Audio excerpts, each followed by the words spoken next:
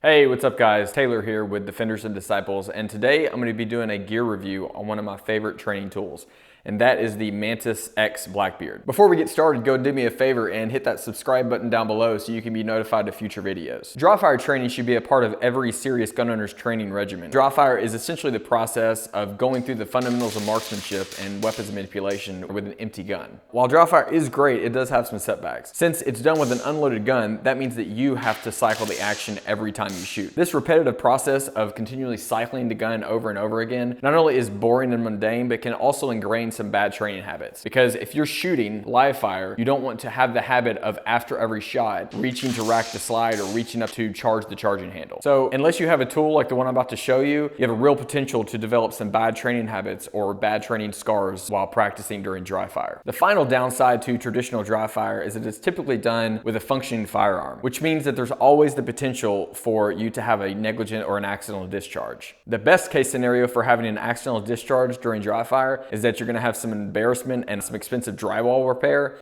Sorry I freaked you guys out. Andy! Ah! It's so loud! The worst case scenario is that there's going to be serious bodily injury or loss of life. This is the Mantis Blackbeard. It is a dry fire training aid for the Armalite AR platform. Full disclosure, I am an affiliate of Mantis, so when you click a link below, I do get a small kickback at no extra cost to you, but I just want to make sure that's clear. The way the Blackbeard works is it's got a small solenoid so that whenever the hammer falls, it actually forces it back into a cocked position so it's ready for you to reset that trigger. The kit consists of the main body, which replaces your charging handle and bolt carrier group, and then a magazine, which is the power source for the unit. Before receiving the Blackbeard, I thought some of those aforementioned issues with dry fire were just something I was gonna have to work around. However, this unit pretty much has solved all of those and more. Whenever you're searching for any type of training device, it's important that that device be something that's not too difficult to install because you don't want to create additional friction points whenever it's time to go train. Thankfully, the Mantis Blackbeard can be installed in less than a minute. You can also download their Laser Academy, which is an app that tracks your shots and then analyzes them on your phone. The Blackbeard also allows you to train with your trigger, so it's actually your trigger and your trigger's true reset. One of my favorite benefits of training with the Blackbeard is its ability to work on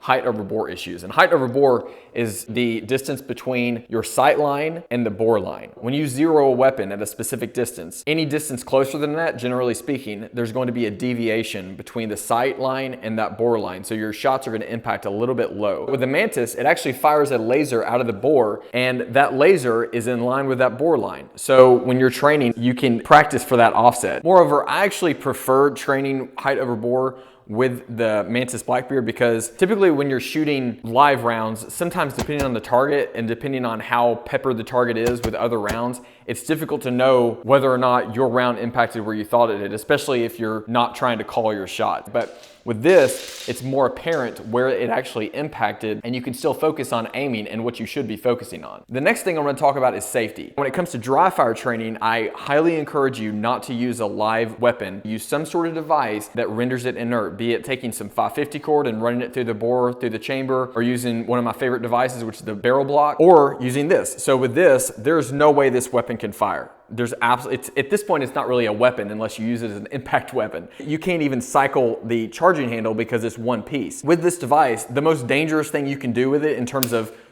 shooting is if you blind someone, if you pointed at someone's eye, or like I said, if you hit someone. So anytime you do any type of dry fire training, use something that renders your gun inert so that you know that there's absolutely no way a live round could get loaded and that you could have an accidental or negligent discharge. Next, let's talk about the setup. The setup for this thing is extremely easy. All you do is take down your rear takedown pin, you remove your charging handle, your bolt carrier group, and then insert the Mantis Blackbeard. And then you take the magazine and insert it, which is just the battery. The most difficult part of the setup is probably zeroing the unit to your gun. Unlike traditional zeroing, where you zero the optic to the gun, you zero the Mantis Blackbeard to your optic. So when you put this thing in, don't zero your optic to the Mantis Blackbeard because then your optic's gonna be off for your gun. You insert it and then you have these two pins that you screw and it adjusts your elevation and your windage. And there is a switch where you flip it and it's constant on, and that's intended for zeroing purposes. What I recommend you do is get some sort of 10, 15, 25 yard or meter zeroing target that accounts for the offset that you will have at those ranges. Aim your optic at the point of aim and then adjust the Blackbeard accordingly until the laser is on the intended point of impact. Next, I'm going to talk about limitations and some critiques I have of the Blackbeard. Now, let me first state that I had to pretty much nitpick to come up with limitations and critiques, and some of these are obvious, and then some of these not so much. But the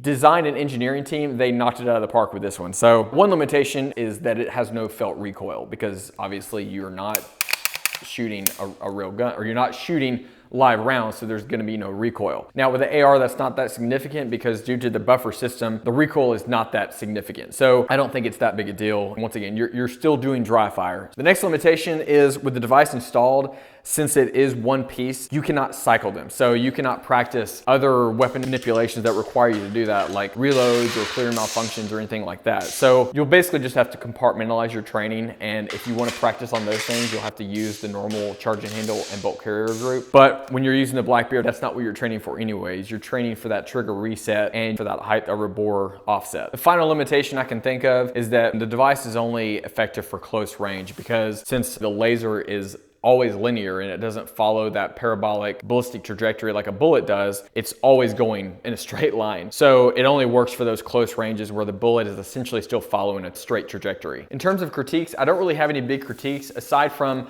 maybe making the battery a little bit larger. And it's not so much that the battery doesn't hold a good charge, it actually does. On one charge, it lasts, I believe, between 75,000 and I think it's like 100,000 shots. So it's plenty. But I would like the battery to be a little bit heavier and maybe more representative of like an actual magazine, because with a heavier battery, it would more accurately represent the inertia of a fully loaded AR. This one probably weighs as much as a mag with, I don't know, like 10 to 15 rounds in it, but it would be nice to have one that had a more accurate geometry and weight representation to a live magazine. That concludes this review of the Mantis Blackbeard. I hope you've enjoyed the video. If you have, please like, comment, and don't forget to subscribe. Thanks again for watching, and until next time, train to a higher standard.